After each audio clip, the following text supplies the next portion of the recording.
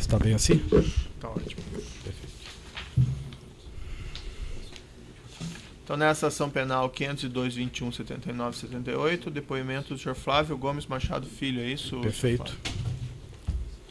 Senhor Flávio, o senhor está nesse processo aqui como testemunha, na condição de testemunha, o senhor tem um compromisso com a justiça em dizer a verdade e responder as perguntas que lhe forem feitas, certo? Certo, perfeito. Eu vou lhe advertir por força de lei que se o senhor faltar com a verdade, o senhor fica sujeito a um processo criminal, certo? Certo, perfeito. O senhor também celebrou um acordo de colaboração com... Sim.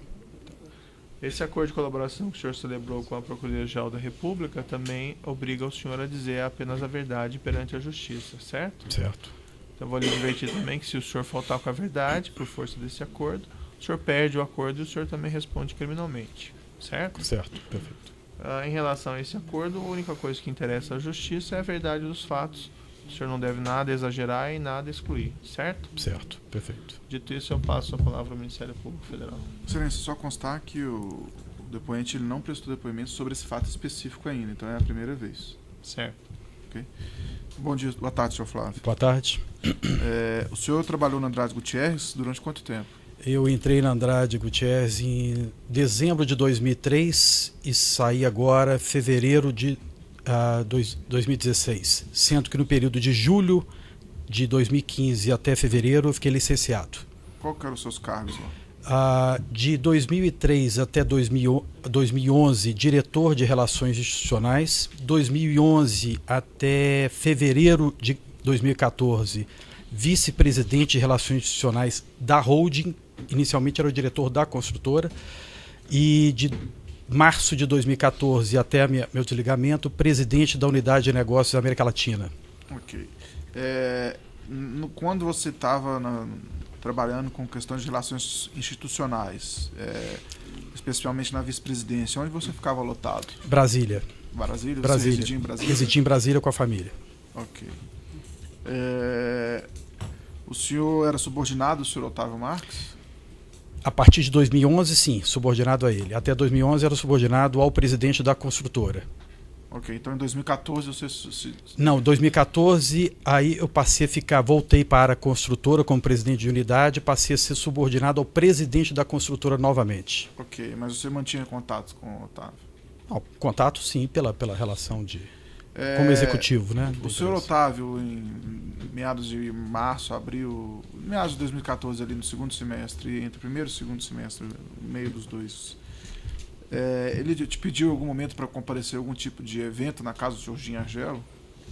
Na casa do senador Gin Argelo? Não foi na casa dele, foi numa casa se eu não estou enganado, a casa do sogro do filho dele, se eu não estou enganado. Ok. Tá certo, do sogro.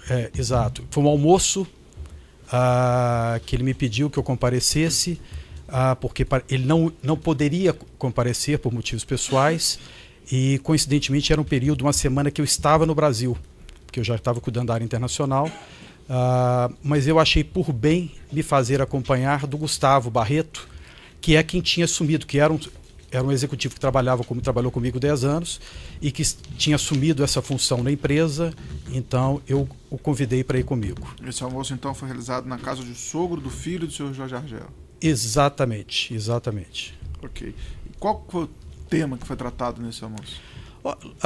Logicamente, quando o Otávio me solicitou que eu comparecesse, deduzi, logicamente, que poderia ser alguma coisa com relação ao processo em curso, que era a CPI. Mas nós chegamos, eu lembro bem que foi um final de semana, se não estou enganado, eu lembro desse sábado ou domingo, né, foi um final de semana, e foi uma conversa no início muito amena, o senador à época, senador estava presente à época, com os familiares, foi uma conversa muito descontraída, foram chegando alguns outros representantes de outras empresas, mas nada de muito concreto. Na sequência, chegou o também senador à época, Vital do Rego, que era o presidente da CPI, e também continuou com amenidades e tal. Em um determinado momento, quando já sentados na mesa de almoço, já sem a presença de familiares, vamos dizer, do senador à época, foi colocado de uma forma muito, muito superficial, diga-se, né, podemos falar dessa forma, que existia uma preocupação com relação à CPI que tinha acabado de ser instaurada, e que tinha uma preocupação de como é que seria o comportamento, mas que os próximos passos seriam uma coisa muito, muito superficial. Não se falou mais nada, continuou com conversa amena, sem maiores detalhes.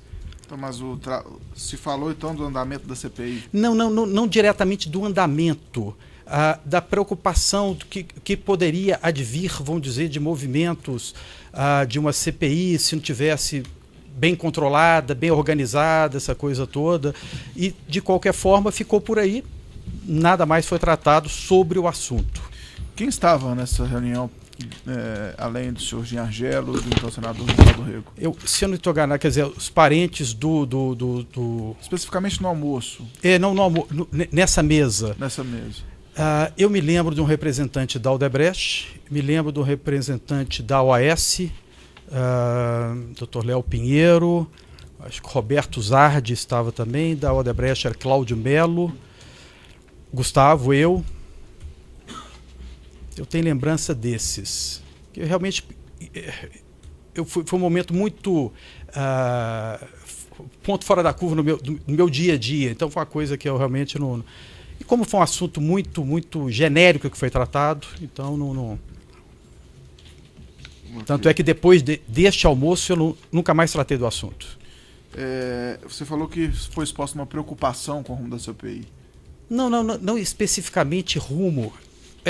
Porque a CPI, a partir do momento da instauração de qualquer CPI, tem procedimentos, né, normais que vai começar, vai ser instaurado, aquela coisa toda, mas não se falou em momento algum convocação de executivo, de empresa, absolutamente nada foi tratado. Simplesmente colocou de uma forma o seguinte: caso vocês tenham alguma dificuldade, quiserem conversar a respeito, estou à disposição. Ponto. Okay. Sem mais perguntas, excelência. Eu passo as indagações, a defesa do senhor Jorge Argelo e do filho. A defesa do senhor Paulo César Roxo e Valério Neves. Paulo César, sem perguntas, excelência. Valério Neves. Conhece o Valério? O senhor conhece o senhor Paulo... Desculpe, Valério Neves Campos? Não conheço. Obrigado. Defesa José Aldelmário Pinheiro Filho. Tenho pergunta. Boa tarde. Boa tarde. O senhor conhece a paróquia São Pedro? Não. Sem mais perguntas. Okay. Defesa de Roberto Zardi. Excelência, gostaria apenas de perguntar ao depoente, boa tarde em primeiro lugar. Boa tarde.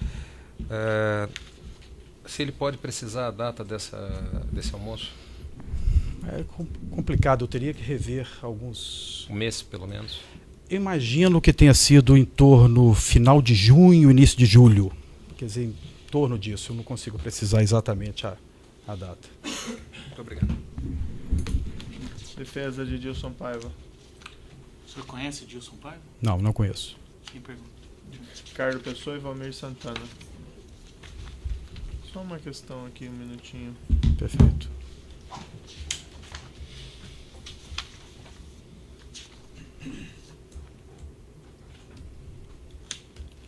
Nesse almoço... Era almoço ou era jantar? Almoço.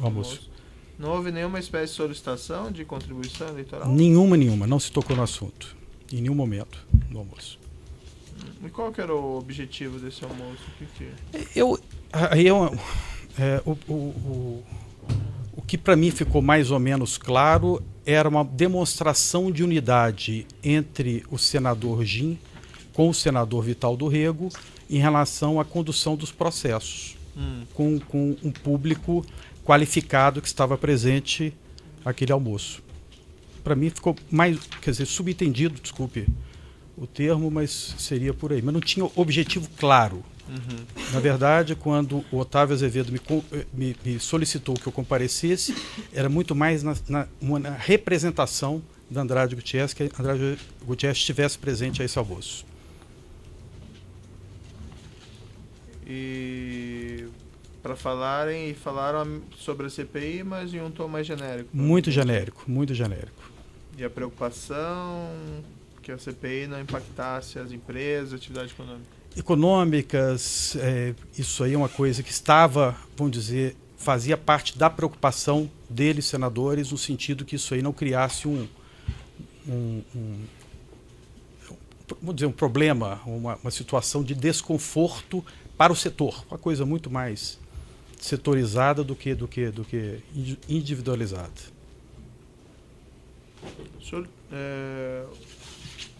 O senhor Gustavo Xavier Barreto, quando depois sobre esse fato, ele declarou nessa mesma reunião que ele estaria presente com o senhor, não é? Comigo, exatamente.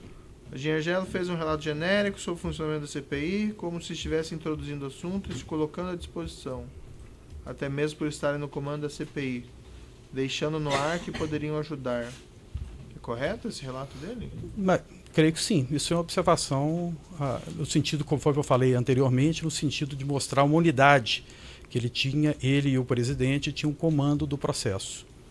Depois o senhor não acompanhou nenhum desdobramento? Nenhum desdobramento, eu voltei para a minha função do momento que era atividade na área internacional. Então, no esclarecimento do juízo, declaro encerrado o depoimento do senhor Flávio Posso Gomes. fazer uma pergunta, excelência? Se não tiver objeção? Só se os defesos concordarem, doutor Daí. Não tem objeção? Não, peraí, eu tenho que ouvir todos, não tem que ter objeção. Se as defesas concordarem, sim, se não concordarem, faz parte da regra não concordar, então fica aberto aí. Excelência, vamos manter a regra, então? Sem problema, excelência. Então, declaro encerrado o depoimento do senhor Flávio Gomes Machado. Por gentileza.